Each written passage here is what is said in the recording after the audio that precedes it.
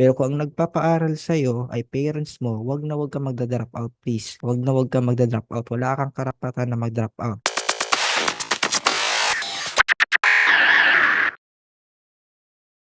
So, sasagutin ko lang yung tanong kung diploma ba or diskarte. Para sa akin, ang pipiliin ko ay diskarte. Pero sa mga kabataan dyan, kung ang pangarap nyo ay maging police, maging doktor, maging lawyer, or kung anong trabaho man na kailangan ng diploma, magtapos kayo. Huwag kayong tutulad sa amin na mas pinili yung diskarte, mas pinili yung pagnenegosyo kaya nag-drop out. And ito, kung may balak ka man magnegosyo, may option ka. Pagpatuloy mo yung pag-aaral mo or hindi. Pero kung ang nagpapaaral sa'yo ay parents mo, wag na wag kang magda-drop out please. Wag na wag kang magda-drop out. Wala kang karapatan na mag-drop out. Pero kung ikaw naman ay ikaw yung nagpapaaral sa sarili mo, pwede. Kung pangarap mo maging negosyante, pero kung ang pangarap mo kailangan ng diploma, magtapos ka ng pag-aaral. Wag na wag kang magda-drop out. So yun yung para sa akin. Kaya ako nag-drop out kasi pangarap ko magnegosyo. Hindi naman kailangan ng diploma yun eh. May diploma man o wala, pwede ka maging negosyante.